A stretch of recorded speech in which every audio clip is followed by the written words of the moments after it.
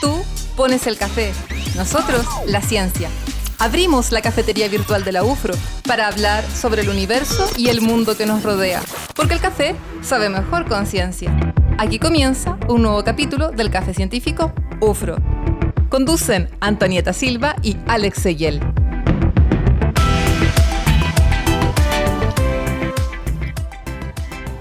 Muy buenas tardes a todos y todas. Hoy día estamos en un nuevo Café Científico de la Universidad de la Frontera.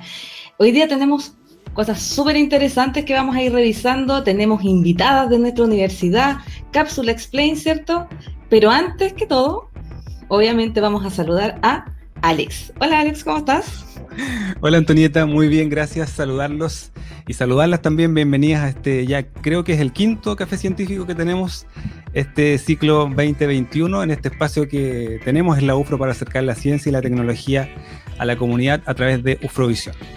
Antonieta, hoy día vamos a tener temas bastante interesantes y que los vamos a ver a través de las 3 secciones que tenemos en el programa, ¿cierto? Sí, todas las semanas decimos que tenemos temas interesantes, pero es que es verdad. No, es que son interesantes.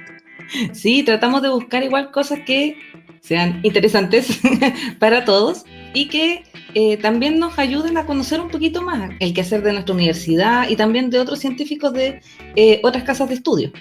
Sí. Y esta semana, sí, vamos a tener de invitadas a 2 colegas de nuestra universidad que nos van a venir a conversar acerca de un estudio en el que han estado trabajando hace más de 10 años. O sea, son estos estudios a largo plazo que cuando uno los escucha igual no son muy comunes.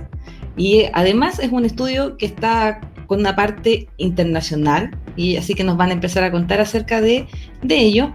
Y se trata acerca de determinantes sociales y ambientales en la elección de estilos de vida y desarrollo de factores de riesgo cardiovascular y la eventual presencia de enfermedades crónicas relacionadas con la actividad física. En realidad ellos igual lo que hicieron fue hacerle seguimiento a muchas personas de nuestra región y este seguimiento consistió en algunos hábitos alimenticios y físicos. Entonces, a pesar de que uno se pierde un poco en el título, fue eso. Va a ser súper interesante conversar con ellas. Es un temazo, porque efectivamente hacerle seguimiento a 3.500 personas por 10 años para evaluar sus hábitos alimenticios y actividad física, sin duda que es un tremendo proyecto y resultados súper interesantes que vamos a estar conversando en unos minutos más acá en el Café Científico. Y también tenemos hoy día Más allá de la ciencia con Carolina Orellana, con quien vamos a estar reflexionando y ella también va a estar conversando sobre la exclusión social y la inseguridad ciudadana. También es un tema bastante interesante que lo va a estar justamente abordando en el Más allá de la ciencia hoy día con la doctora Lucía Demert. Esto lo vamos a tener también en unos minutos más acá en el Café Científico. Claro, un tema que igual escuchamos normalmente en las noticias, toda esta de percepción de seguridad, cómo se siente la gente. Ahí Carolina nos va a estar conversando un poquito más con algunos expertos acerca de ello. Y como todas las semanas vamos a terminar también con la cápsula que prepara nuestro equipo de Explain. Y esta semana vamos a escuchar algo que quizás no es muy conocido, que son los incendios zombies. ¿Lo has escuchado alguna vez, Alex? Lo he escuchado, pero hay que aprender un poquito más de los incendios zombies. Tiene que ver algo con la crisis climática. Sí, así que los invitamos a acompañarnos hasta el final de este programa para que aprendamos acerca de este tipo de incendios. Así es. Entonces, revisados los contenidos que vamos a ver hoy día, les invitamos que nos acompañen estos 45-50 minutos acá en la señal abierta de UFROvisión, en la señal 38.1, acá en Temuco y Padre Las Casas, en el canal 48 de Telefónica del Sur, en ufromedios.cl y también por las plataformas digitales de UFROmedios para que nos acompañe, como les digo, estos 45-50 minutos de ciencia y tecnología que tenemos acá en el Café Científico. Y también nos pueden seguir en nuestras redes sociales. Tenemos Twitter, Instagram y Facebook de Café Científico, que es cafecientifico.ufro. También nos pueden seguir con el hashtag, comentar ahí también si tienen algún tema que quieran tratar o si les gustó el programa, nos pueden ahí con el hashtag Café Científico UFRO. Y los invitamos a seguirnos en todas nuestras redes sociales. Estamos colocando la información de los capítulos pasados, los capítulos que estamos haciendo actualmente, y también la idea es que nos informen ustedes de algún tema de interés que tengan para ver si podemos traer los invitados, y también le estamos poniendo algunas otras informaciones extra que pueden ser de interés también. Así es, comencemos. Revisados los contenidos, ¿dónde nos pueden acompañar? Entonces estamos listos para comenzar capítulo 5 del Café Científico de la Universidad de la Frontera en este ciclo 2021. Bienvenidos. Bienvenidos y bienvenidas. El desarrollo científico e innovación tecnológica aporta a nuestra sociedad más allá de la investigación. Esto es Más allá de la ciencia, en el Café Científico de la Universidad de la Frontera.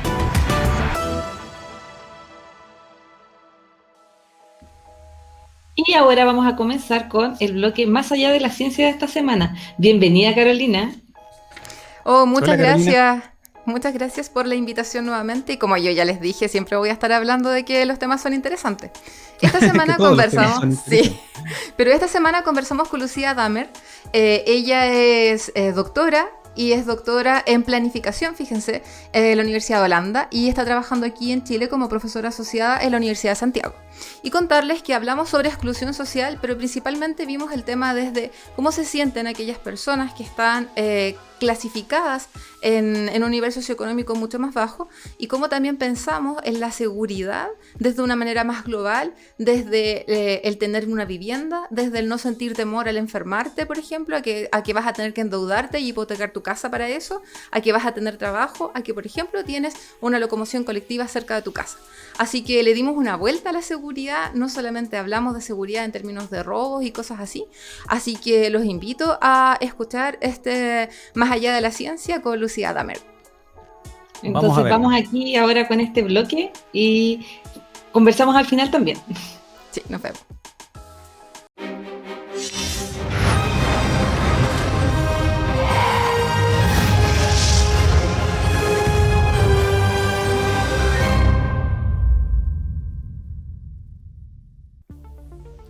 Reviso diarios, medios electrónicos, leo investigaciones, busco teorías, para entender y comprender cómo un día Chile estalló, así como una olla a presión o un globo al que le ponen mucho aire. Así se sintió, estruendoso y con muchos pedacitos cayendo desde el cielo.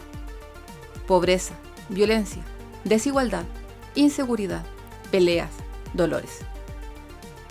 Conceptualizar la pobreza en este siglo es mucho más que pensar en cuántos ingresos recibimos mensualmente, sino que además es importante evaluar la accesibilidad que las personas tienen a la cultura, estudios, salud, parque, entre otras múltiples necesidades que tienen las familias y que es necesario evaluar para saber cuán satisfechas están. Observar la pobreza desde este prisma es también observar, entender y priorizar las desigualdades sociales grotescas que se observan entre las personas. Pero incluso en el marco de la pobreza multidimensional hay otros factores que tal vez no se habían considerado y que hoy día empiezan a ser factores muy importantes, ¿no? Con la pandemia, las capacidades verdaderas de autosustento, las capacidades verdaderas de mantenimiento de cosas tan importantes como, por ejemplo, la salud mental, el fortalecimiento de medidas de trabajo similar dentro del hogar, o lo que se llama la economía de los cuidados. Entonces, uno podría decir, claro, vivimos en un país con menos pobres, puede que sea verdad en términos estadísticos, pero en realidad la calidad de vida de la gente, en muchos casos, incluso aquellos que están por encima de la línea de pobreza, termina siendo muy, muy débil. Es importante entender y comprender que la desigualdad es una forma de violencia hacia las personas y grupos familiares. Tener acceso a vivienda, a trabajo, a no desertar del sistema educacional, entre otras situaciones. La violencia estructural, ¿cierto? Que tú no necesariamente tienes que pegarle a alguien para ejercer violencia. Existe esta violencia estructural que hace que unos nazcan en el kilómetro 35 de la maratón y otro en el kilómetro 0. Entonces, al final del día, la estructuralidad de la desigualdad lleva a que uno juegue roles súper definidos en la sociedad. Entonces está el rol del exitoso, que aunque seas un estudiante penca, pero ya estás en una buena universidad, ya vas a tener los contactos, ya vas a terminar trabajando, vas a reproducir, digamos, algunos niveles de riqueza. En cambio que hay otros que haciendo los mejores estudiantes ya están en un colegio que no va a calificarlos, no van a poder entrar a la universidad, no van a poder pagarlo. Entonces, evidentemente esas violencias estructurales van teniendo un impacto en la población.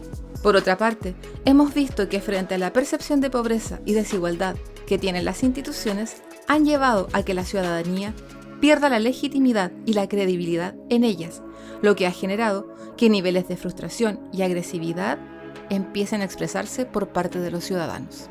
Y en los últimos 30 años estableció relaciones, como decía Menem, carnales, ¿cierto?, con la élite política, o sea, con la élite económica.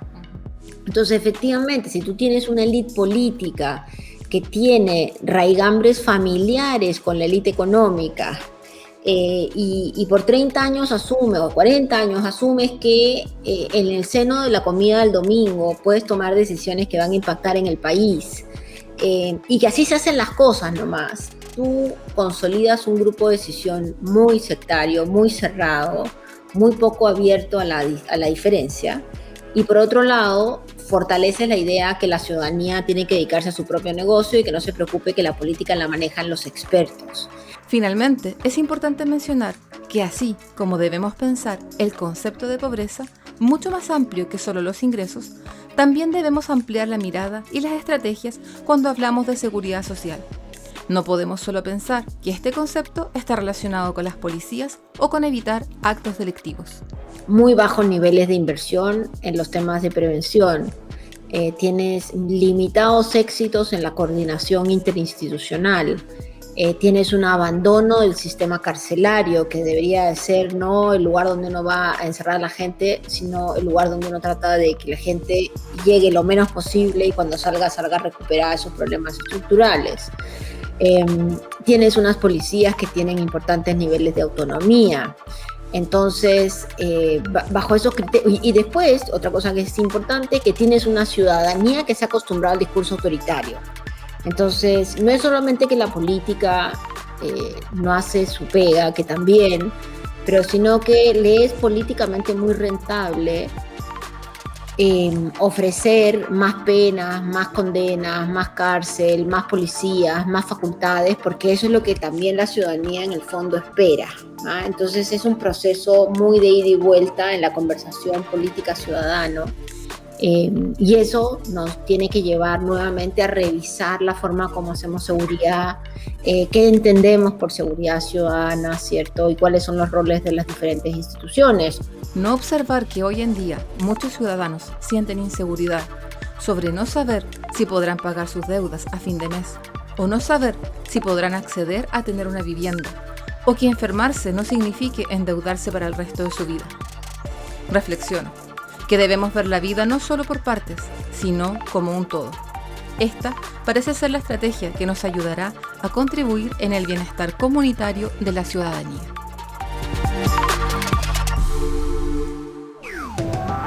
Esto fue Más allá de la ciencia en el Café Científico de la Universidad de la Frontera.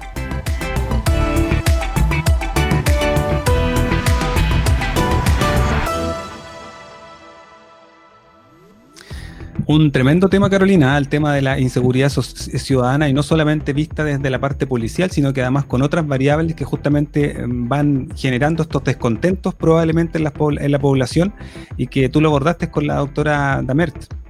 ¿Sabes qué? Súper interesante además porque Lucía ha participado con el gobierno chileno y con otros gobiernos también para poder impulsar políticas públicas respecto a la seguridad ciudadana vista desde toda esta inmensidad en realidad que es la vida, que tiene que ver, como les decía al principio, el trabajo, que tiene que ver con las enfermedades, y aparte de eso también el cómo algunos grupos se van sintiendo excluidos de la sociedad, y eso va causando más frustración, que va causando más problemas en salud mental. Entonces finalmente es súper interesante el poder plantear políticas públicas que abran mucho más la conversación, que solo pensar en actos punitivos como lo vimos la semana pasada con Rocío, y hoy día lo estamos viendo con Lucía Damert, que tiene que ver con una seguridad más global para las familias.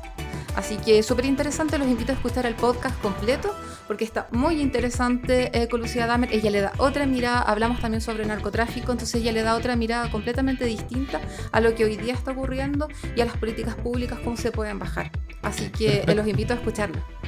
Sí, recordemos que esto es un extracto del podcast completo que pueden encontrar con el nombre Más Allá de la Ciencia en Spotify, Apple Podcasts y Google Podcasts. Así que los invitamos ahí a escuchar este y todos los capítulos anteriores de nuestro bloque Más Allá de la Ciencia. Y Sí, también están muy interesantes. También están en las redes sociales en cafecientifico.ufro. Ahí también van a estar disponibles para que los puedan volver a ver. Sí, Muchas gracias, Carolina. gracias, que estén muy bien. Los y las Nos esperamos. vemos. Gracias, Carolina. Chao.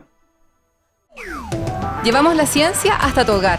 Hablamos con científicos y científicas dedicados a la investigación para conocer los aportes que hacen a la sociedad y al mundo.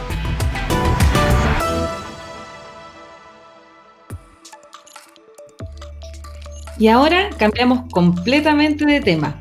Desde el 2006, que un grupo de profesionales de la Facultad de Medicina de nuestra universidad estudia a más de 3.500 adultos entre 35 y 70 años en el marco de un estudio a escala mundial conocido como PURE.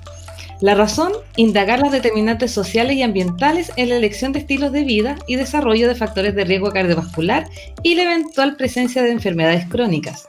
Considerando la riqueza de la información disponible, se trabajó una propuesta enmarcada en la convocatoria FONIS 2017 relacionada con el programa Elige Vivir Sano.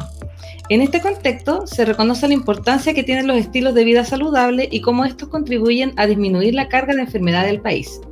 Nos acompañan hoy para conversar acerca de este tema y de hábitos de actividad física y alimentarios, Pamela Cerón, que es kinesióloga de profesión, doctora en Medicina Preventiva y Salud Pública por la Universidad Autónoma de Barcelona y actual docente de pregrado y posgrado en nuestra universidad. Y además, también nos acompaña el día de hoy María José Olivero Sepúlveda, kinesióloga y magíster en epidemiología clínica de nuestra universidad también. Y actualmente está desarrollando investigación y docencia en nuestra casa de estudios. Muy bienvenidas, Pamela, María José, a nuestro Café Científico. Gracias. Gracias por la invitación. Gracias. Gracias por acompañarnos, Pamela, María José. Bienvenidas al café.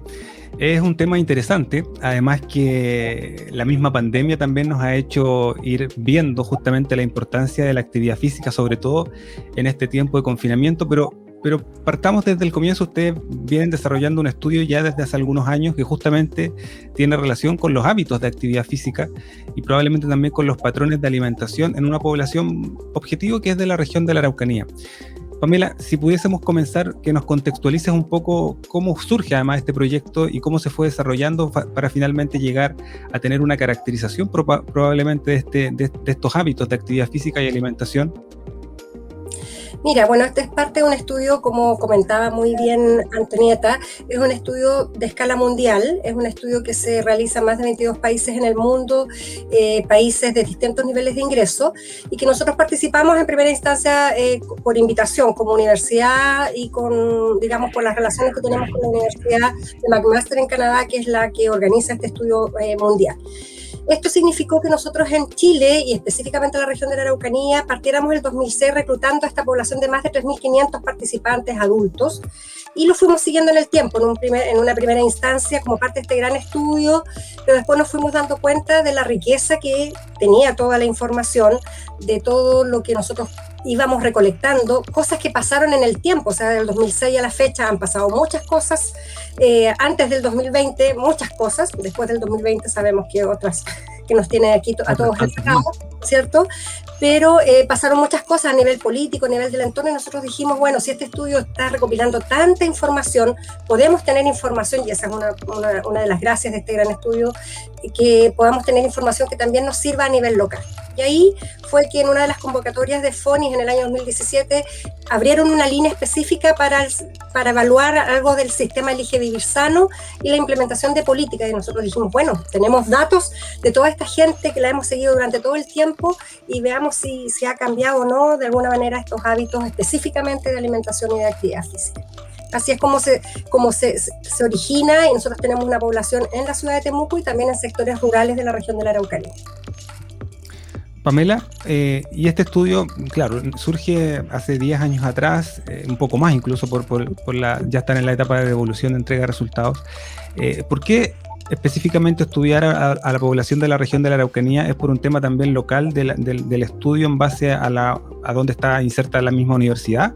o porque específicamente querían indagar un poquitito más cuáles eran los patrones de alimentación y de actividad física en la región por las características propias de la población que tenemos acá?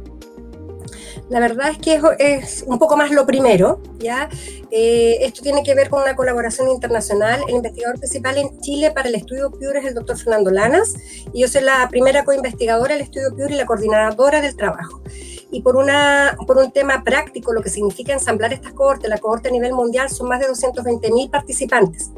Nosotros aquí en Chile contribuimos con estos 3.500 y salía mucho más práctico desde el punto de vista operacional centrarnos en una región, porque igual son estos grandes estudios, la verdad, con pocos recursos. Entonces dijimos, bueno, hagámoslo en esta región. Igual después nosotros se hizo una comparación de las características de la población que nosotros logramos reclutar con la población general de Chile, y la verdad, y eso está publicado, digamos, y se muestra que sociodemográficamente las personas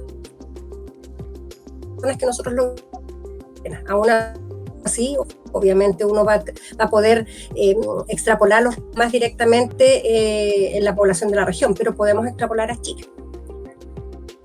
Perfecto. ¿Y qué encontramos, qué fueron encontrando básicamente en el estudio con respecto a los hábitos de alimentación? ¿Se vio un cambio en estos últimos 10 años, desde que partieron, por ejemplo, hasta que llegaron al final de la investigación? La verdad es que no lo que uno pudiera pensar que podría haber ocurrido considerando las políticas que se implementaron en el transcurso de los años. Nosotros ensamblamos esta cohorte, o sea, nosotros juntamos estas 3.500 personas entre el año 2006, 2007, 2008 y un poquito quedó para el 2009, y de ahí lo fuimos siguiendo cada 3 años. Y las implementaciones de las políticas partieron en el año 2012 con una implementación total en el año 2019. Entonces, nosotros podríamos haber esperado que la gente hubiese mejorado sus estilos de vida, en este caso específico de la nutrición. Es que si nosotros seguimos a las personas de manera individual, 1/3 de la población mejoró sus estilos de hábito alimentario, pero otro tercio los empeoró. Por lo tanto, si lo miramos de plano, es como que si nada hubiese pasado. Entonces ahí viene y era como la gracia de nuestra investigación, porque nosotros tenemos las encuestas nacionales de salud, o tenemos distintas investigaciones que se hacen como de cortes transversales, que uno compara una población X en cierto año, 2007, otra población 2009, pero son distintas poblaciones. Aquí podíamos ver si la persona cambiaba ella misma, digamos, su hábito. Nos dimos cuenta que 1/3 mejoraba y 1/3 empeoraba. Y bueno, y después quisimos explorar y determinar qué factores hacían que mejoraran los que mejoraban, que era una de las gracias que también nosotros podíamos tener, digamos, alguna de las ventajas que teníamos con los datos que recopilamos en la etapa inicial del estudio. Perfecto. Y Pamela, tú nos comentas este estudio, pero este estudio no solo tiene este aspecto de la alimentación, ¿cierto? También tiene un aspecto de la actividad física de las personas, y también le hacían seguimiento a esto, ¿no? Si nos puedes contar un poquito acerca de eso también. Sí, en términos de la actividad física, también nosotros medimos los niveles de actividad física al inicio y al final, y aquí pudimos hacer un poquito más de cosas, porque la ciudad de Temuco igual nos dio un entorno de que se fueron implementando, por ejemplo, se fueron instalando ciclovías, se fueron instalando estas maquinitas en las plazas, que le llamamos gimnasios al aire libre, y pudimos ver la influencia de ellos. Ahí María José tal vez nos puede comentar un poco más de esa parte.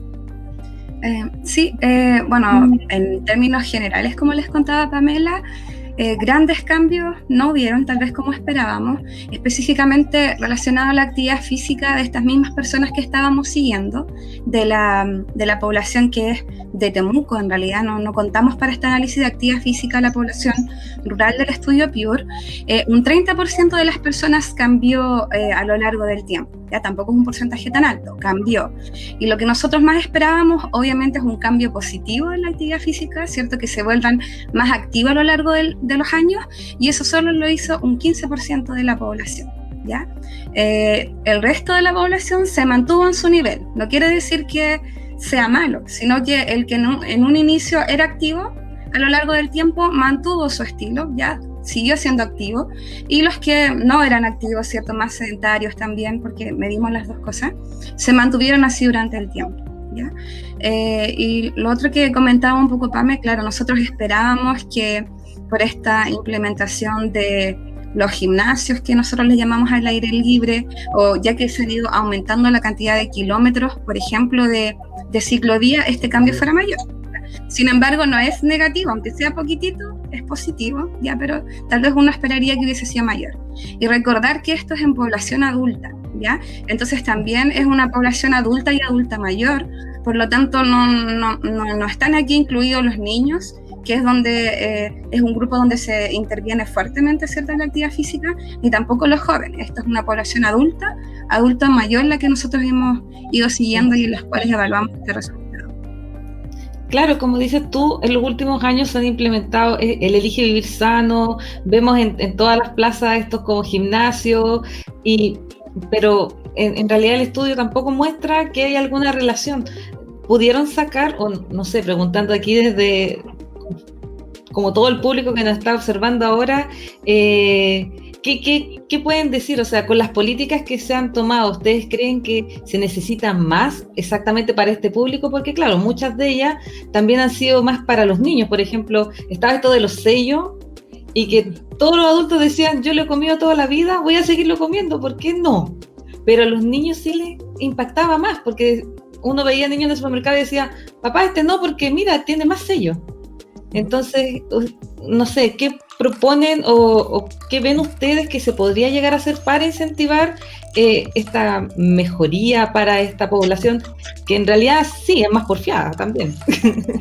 Sí, mira, desde el punto de vista, bueno, el estudio nuestro tuvo esta fase cuantitativa que nosotros le llamamos fase cuantitativa, que es lo que vimos con todos los datos del PIUR, pero le agregamos una fase cualitativa, porque sabíamos que no teníamos toda la información desde lo cuantitativo. Por lo tanto, hicimos unos grupos focales y llamamos a las personas a conversar sobre el tema, sobre la implementación de las políticas. Y allí, efectivamente, apuntaban a eso. En el caso específico de la política de etiquetado y de publicidad de los alimentos, los adultos y las personas mayores que entraron a nuestro estudio reconocían que las personas, que el foco estaba en los niños y que ellos veían que en sus nietos efectivamente parecía tener mucho más efecto que lo que para ellos tenía, ¿ya? La publicidad de los alimentos, incluso ellos consideraban que no influía para nada sus elecciones y que realmente lo que determinaba la elección de los alimentos a comprar tenía que ver más con aspectos económicos, de lo que costaban los alimentos, que de la publicidad que ellos pudieran ver en la televisión o en los avisos, que incluso para muchos parecía ser contradictorio. O sea, no hay tampoco una publicidad clara o un sistema de anuncios claro hacia lo saludable, porque se mezclan ambas cosas. Y además que efectivamente la política de etiquetado de alimentos y de publicidad, el foco es hacia niños.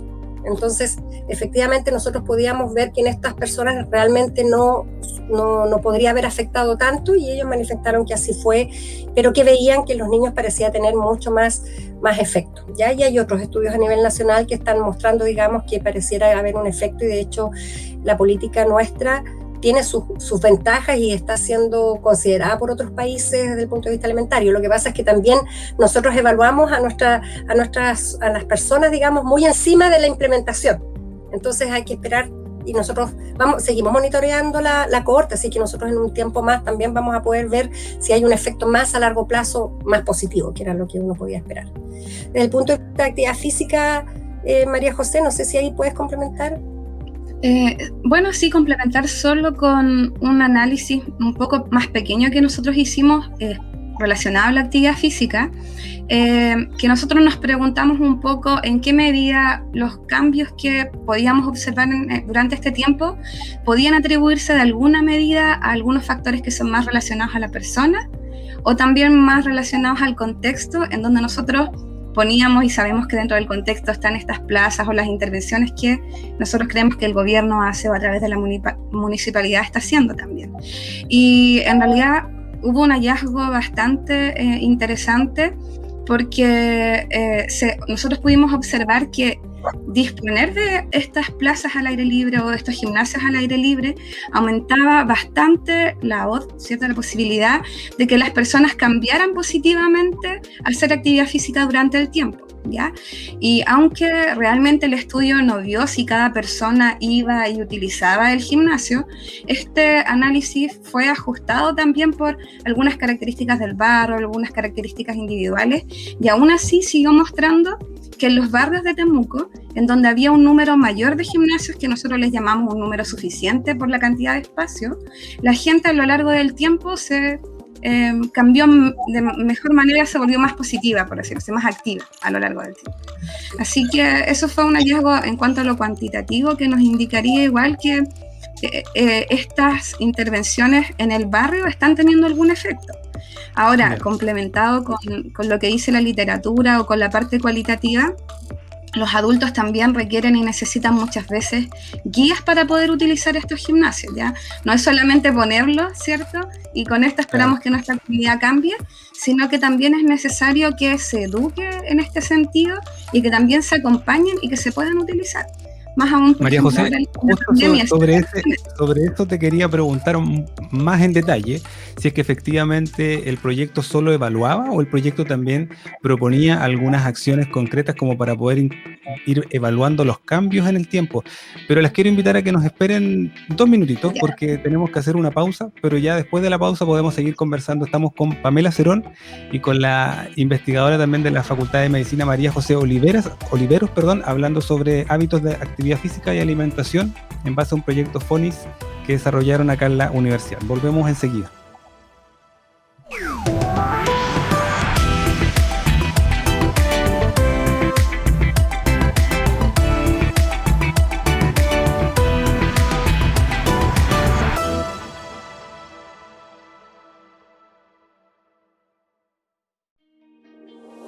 Cuando eliges la Universidad de la Frontera para iniciar tu camino a la educación superior, eliges una universidad estatal, pública y regional, que en sus 40 años de historia ha conseguido consolidar un claro liderazgo. Eliges una universidad que ha acreditado su excelencia por 6 años en todas las áreas: docencia de pre- y posgrado, en investigación, gestión institucional y vinculación con el medio. Cuando eliges la Universidad de la Frontera, eliges calidad acreditada. La UFRO comienza en ti. Vívela como tu mejor viaje. Yo me vacuno sin dudas contra el COVID-19. ¿Me puedo poner solo la primera dosis? Si la vacuna contempla 2 dosis, te debes poner ambas. Si no, la vacuna no tendrá el efecto deseado. ¿Es confiable una vacuna desarrollada en menos de un año? Sí, porque ya existían investigaciones de las epidemias SARS y MERS. Aunque te vacunes, usa mascarilla, lava tus manos, mantén la distancia física y evita aglomeraciones. Porque las vacunas salvan vidas. Cuando sea mi turno, yo me vacuno. Infórmate en gov.cl. Yo me vacuno. Ministerio de Salud. Gobierno de Chile.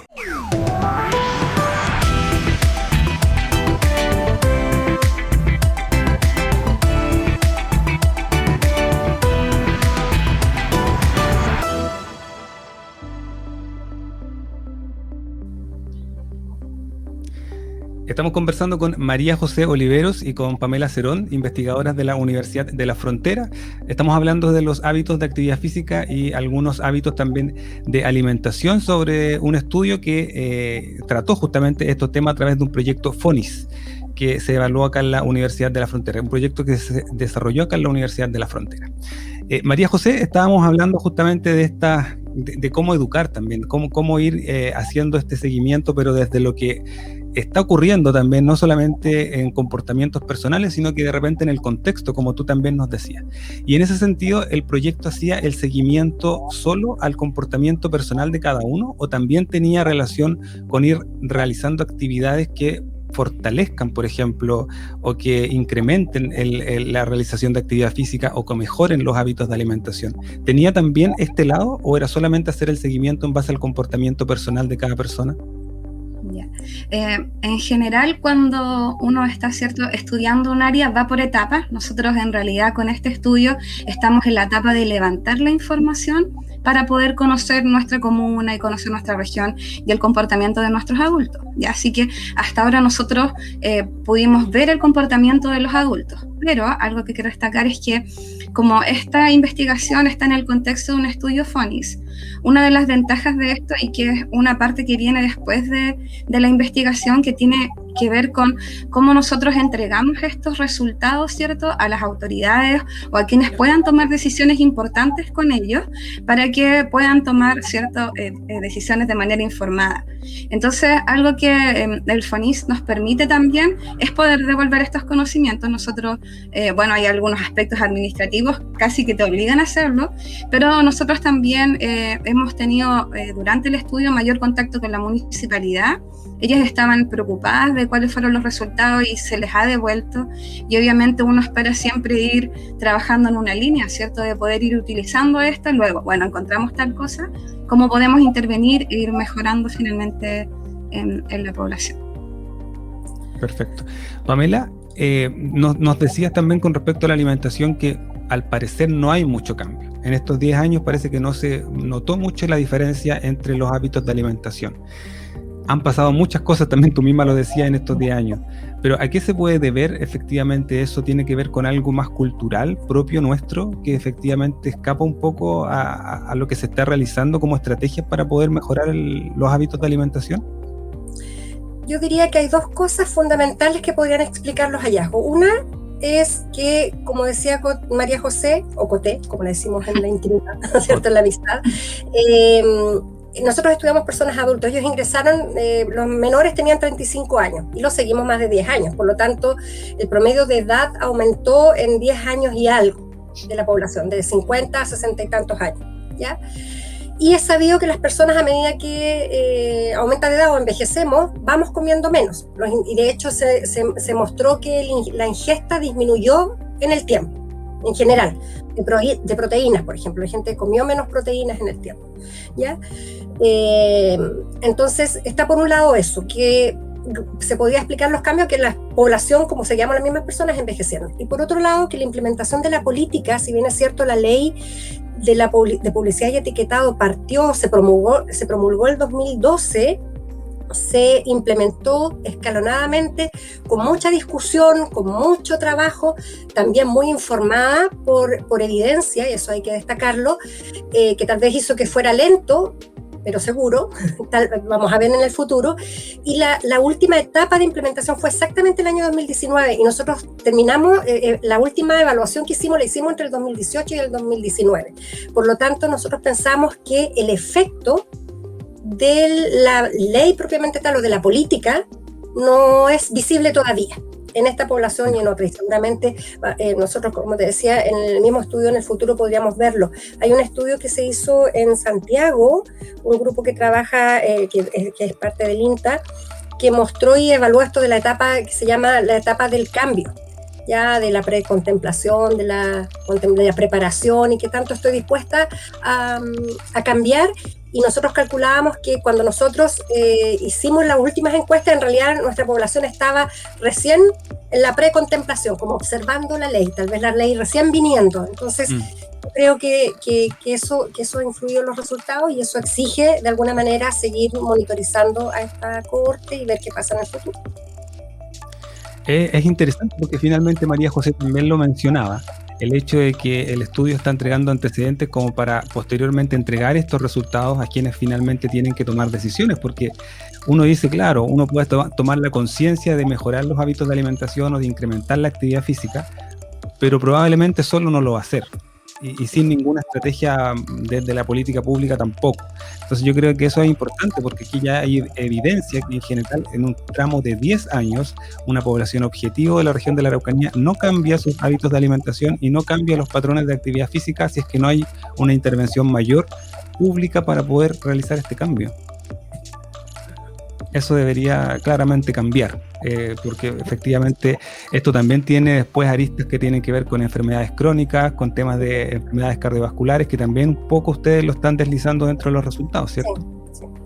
Sí, es así. De hecho, nosotros vimos, por ejemplo, que las personas que cambiaron, los que cambiaron positivamente sus hábitos alimentarios, que como decía al principio era como un tercio de la población que estudiamos, eran principalmente mujeres y personas que habían tenido un evento de salud importante. Es decir, que el haber tenido un infarto o un accidente cerebrovascular hacía que la gente cambiara.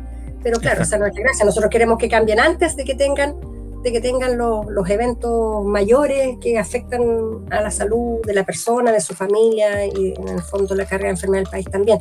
Por lo tanto, sí, estos resultados, nosotros estamos ahora en la parte, esta es parte de lo que, y le agradecemos la invitación porque es parte de la devolución a la comunidad, y nosotros ahora estamos preparando todos los informes para ir hacia las distintas autoridades desde el Ministerio de Obras Públicas por el tema de las ciclovías, la municipalidad, el mismo Ministerio de Desarrollo Social por el tema, por el programa Elige Vivir Sano, con estos resultados para que sea un insumo para las tomas de decisiones en el futuro.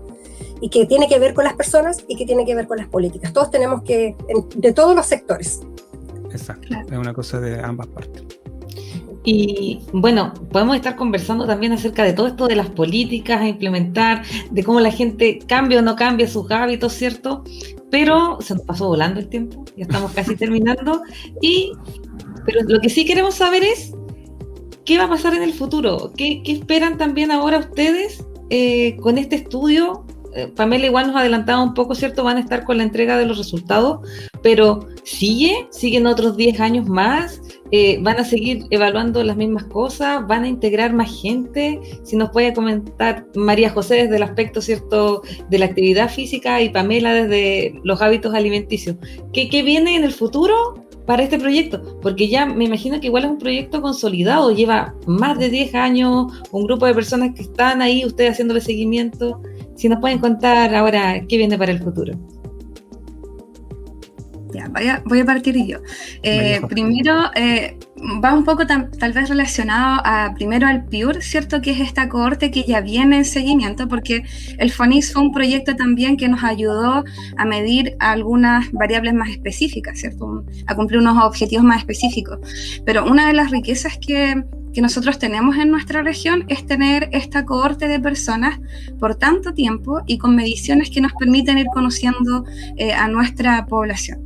La verdad es que independiente de que podemos continuar con actividad física, ¿cierto?, con alimentación saludable, hay una riqueza muy grande en tener una cohorte a lo largo del tiempo, que en realidad va a permitir continuar en esta línea, ¿cierto?, como también nos da un terreno para continuar conociendo nuestra región y tal vez hacer análisis más fuertes en otros aspectos que van ayudándonos a nosotros mismos, la verdad. Nosotros hemos estado haciendo el esfuerzo también, porque ustedes imaginarán que a lo largo del tiempo, ¿cierto?, si solo me encuestan y quieren saber de mí, a veces las personas no van teniendo la disposición de contestar de nuevo, pucha, de nuevo ahora quieran tomarme un electrocardiograma, tomarme otros exámenes de sangre, pero nosotros hemos estado haciendo todos los esfuerzos para poder mantener a esta población y poder seguir aprendiendo de nosotros mismos con este estudio, la verdad. Así que si respondo un poco, es que nosotros creemos que la línea de actividad física, ¿cierto?, alimentación debe seguir. Hablo en general por nuestra cohorte, que debiera seguir y seguro va a seguir levantando información en distintas áreas y aspectos. Sí, de ahí no sé si puedo complementar. Como les decíamos, esta cohorte se está envejeciendo. De hecho, nosotros agregamos nuevos instrumentos ahora en el PURE general de deterioro cognitivo, algunos problemas más que tienen que ver con las enfermedades degenerativas, y por lo tanto vamos a poder estudiar mucho lo que tiene que ver con las personas mayores. O sea, vamos a poder enfocarnos a las personas mayores y a la calidad de vida de las personas mayores. Hay cuestiones que tienen que ver con incluso utilización de los servicios de salud y harta evaluación del entorno. Harta evaluación del entorno, no solo para estos dos hábitos. También está lo del tabaquismo, que nosotros no lo abordamos en el estudio, pero también tenemos mucha información rica en relación a cómo el entorno facilita o no el dejar de fumar y esas cosas. O sea, se vienen muchas, hay harta información ya publicada en revistas científicas, y nosotros estamos ahora en la tarea de ir transformando toda esta información y devolverla a la comunidad, y sobre todo a los participantes del estudio, que ojalá nos puedan estar escuchando y vean que todas esas veces que nosotros hemos golpeado su casa está dando los frutos. Y que además, como resultado de investigación, han tenido el impacto para poder cambiar muchas veces políticas que van a ir en beneficio probablemente no de la misma población. Eso también de repente pasa, que claro, es la persona el objeto del estudio, entre comillas, pero que sí va a servir justamente para tomar decisiones a futuro de poder mejorar varias cosas. En este caso, hábitos de alimentación y actividad física. Pamela, María José, muchas gracias por acompañarnos hoy día en el Café Científico de la UFRO. Gracias a ustedes por la invitación. Que estén muy bien. Ya pues. Nos vemos. Chao, Muchas gracias. Chao. Chao.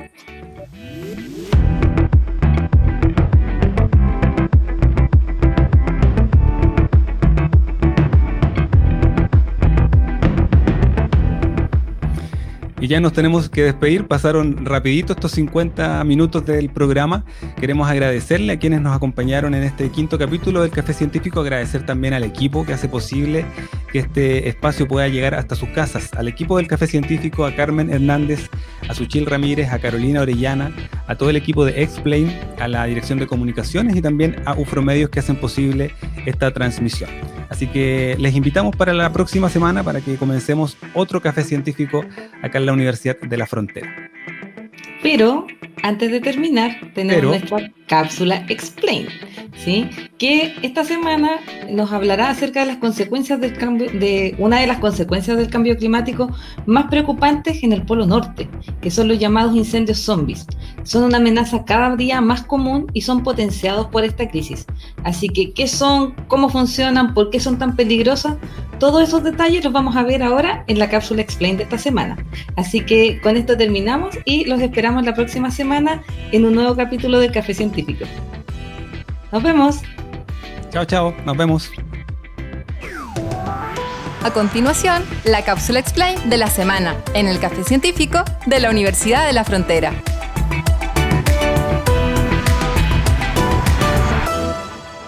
Incendios silenciosos. ¿Existen? Sí, y se llaman incendios zombies. Pero, ¿cómo? En nuestro planeta existen muchos fenómenos naturales que provocan la destrucción de ecosistemas. Terremotos, erupciones, tornados. Sin embargo, existe uno que es especialmente devastador y que ocurre en silencio. Como les han llamado los investigadores, los incendios zombies son fuegos que no generan llamas y se producen generalmente de forma interna bajo las capas de vegetación o al interior de los árboles y arbustos, siendo más difíciles de detectar y controlar para el ser humano.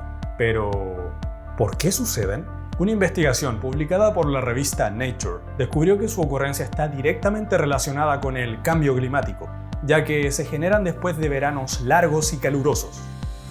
Lo anterior sugiere que estos podrían volverse más frecuentes, específicamente en zonas donde existe gran cantidad de vegetación muerta, tales como musgos, restos de árboles, arbustos, entre otras plantas que no se han degradado del todo. A medida que aumentan las temperaturas globales, los incendios aumentan en todo el planeta, y particularmente los incendios zombies se forman en partes húmedas y frías del mundo, donde la materia orgánica se degrada lentamente, como por ejemplo, el Ártico.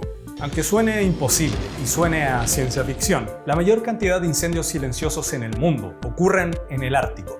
Ahí, los incendios se prolongan meses, incluso años, persistiendo mucho después de que las llamas en la superficie se hayan extinguido.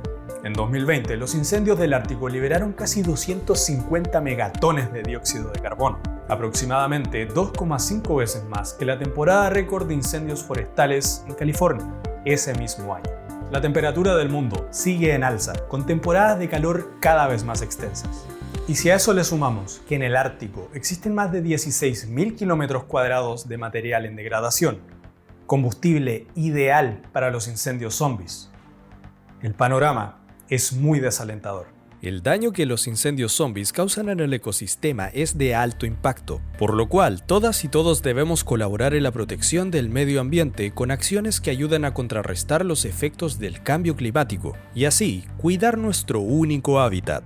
Y no lo olvides, si quieres saber más de ciencia, investigación, tecnología e innovación, nos vemos en un próximo capítulo de Café Científico. Cerramos la cafetería científica. Te esperamos la próxima semana para seguir conversando sobre ciencia, investigación, tecnología e innovación en el Café Científico de la Universidad de la Frontera.